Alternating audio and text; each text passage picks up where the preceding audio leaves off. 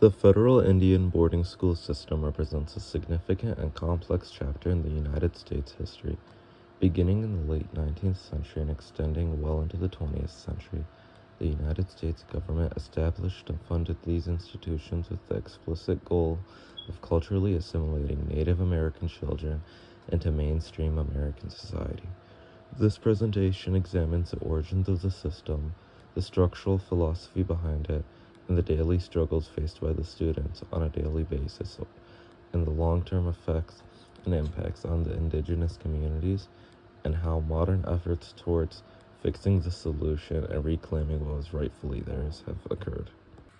To analyze how the system started, it's necessary to understand the official policies of the United States government post-Civil War.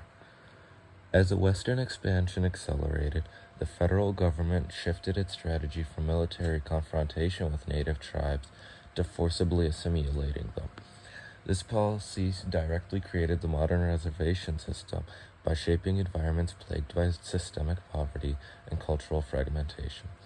Anthropologically speaking, these spaces forced a dramatic shift in the Native American identity, and we see these exact struggles reflected in the movie Smoke Signals through the character of Victor Joseph. Victor Joseph's personal identity is deeply infected by the scars of reservation life and the systemic neglect that came with it. This also shows in his painful legacy with his father, and his character represents a modern struggle against damaging cultural stereotypes. A parallel identity crisis to Victor Joseph's is that of Ray Lavoie in the film of Thunderheart.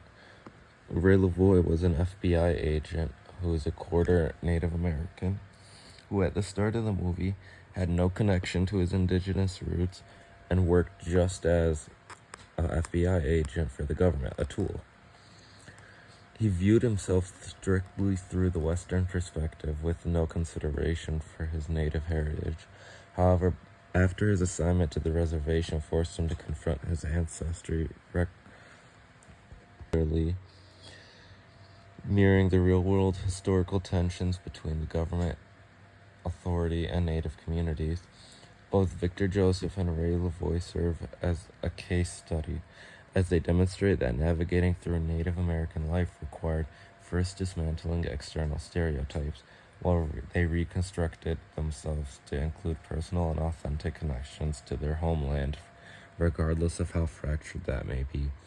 The core philosophy dictated that most of the efficient methods to integrate the indigenous populations into the American economy and social structure was to completely dismantle the traditional cultures, language, and tribal allegiance. The assimilation policy was framed by people as an alternative to warfare, but in practice it sought the total erasure of the distinct and unique identity of the natives. To combat their erasure, communities relied on oral tradition and folklore to keep their heritage alive. In native stories, they had sacred mechanisms of cultural preservation that answered how communities' mainstream worldview across generations remained alive. Why are storytellers important? Because they serve as the living keepers of the memories of the culture, turning historical trauma into narratives of survival. This idea is personified in Smoke Signals by the character of Thomas Build the Fire, because Thomas Build the Fire is the reservation's traditional storyteller, constantly weaving narratives to keep the community alive and to help process grief, poverty, and loss. While other people dismiss his tales and make fun of them, Thomas uses the oral traditions of his people to preserve the community's inner strength. This directly mirrors the foundational text of Black Elk Speaks, where the Oglala Lakota holy man Black Elk shares his sacred visions. Black Elk does not share his life story for personal gain, but to document the history and spiritual visions of his people before they get lost. He emphasizes that a nation's continuous identity is sustained and kept going by remembering its origins. Both Thomas Build the Fire and Black Elk prove that storytelling is an active form of resistance against cultural displacement. By passing those narratives down, they ensure that the core values of the tribe's nation survive federal assimilation efforts, preserving an unshakable perspective of community and autonomy. The model for the native boarding school system was established in 1879 with the founding of Carlisle Indian Industrial School in Carlisle, Pennsylvania. The institution was created by Richard Henry Pratt, a Civil War vet and military officer who had previously supervised Native American prisoners of war. Pratt said often that indigenous people were fully capable of integrating into American society, but only if their native culture was entirely eradicated. He made this point of philosophy in an 1892 speech stating, "Kill the Indian in him, save the man." This directive became the operational standard for hundreds of schools that followed the blueprint of Carlisle. The systemic assault targeted Native American spirituality and the complex symbolism of their worldview. In Native cultures, spirituality dictates a sacred relationship with nature, where land, fire, animals, and even the ground represents spirituality. In Black Elk Speaks, Black Elk laments the fracturing of the sacred hoop by white settlement and military force. His text details specific visions and ritual framework meant to heal this broken circle. We see this identical spiritual framework manifest visually in Thunderheart, as Agent Lavoie experiences vivid ancestral visions while on the reservation land. It's from here, though, in which the assimilation process stands the worst, as by attending these boarding schools, the idea of visions, spiritualities, and stories are completely cut off from Native children, who aren't allowed to use these sources of remembering themselves and their culture at all, as they are entirely banned, and there's disciplinary processes which include heavy punishments such as physical harm for using these. What started as an isolated experiment at Carlisle quickly expanded into a nationwide system after initial success. The federal government, operated through the Bureau of Indian Affairs, began funding both off-reservation and on-reservation boarding schools across the country. By the early 20th century, the network grew to encompass 350 schools operating across 29 different states and territories. This included even as far as Alaska. Attendance was required by Congress in 1891, requiring Indian agents to withhold food rations to communities that refused to send children to schools, effectively forcing them.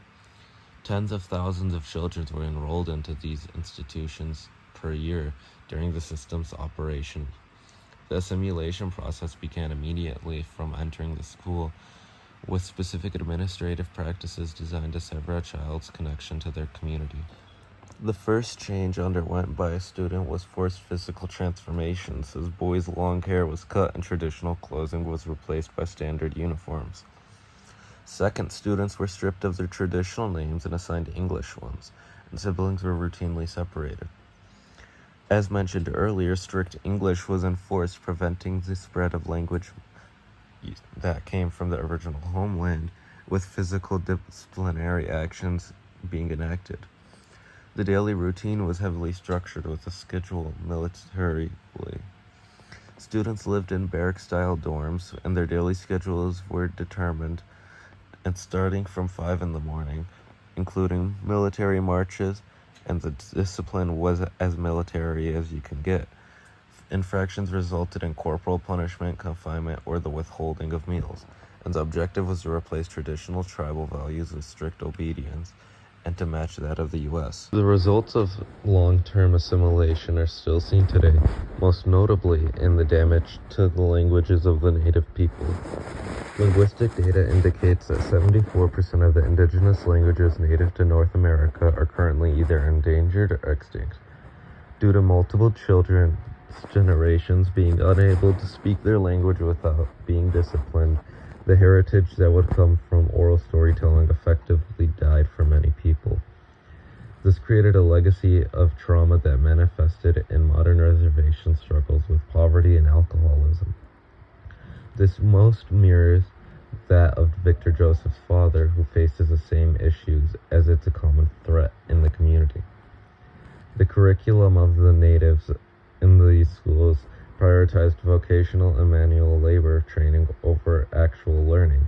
The half-and-half system spent half their days in classrooms and the other half doing work. The boys were trained in agriculture while the girls learned domestic skills. and this was vital to the economy for these schools to keep them operating. However, it led to students being prepared not for learning and getting better jobs, but working low-paying ones. In conclusion, the federal Indian boarding school system was a highly organized event meant to systemically dismantle Native American culture and identity.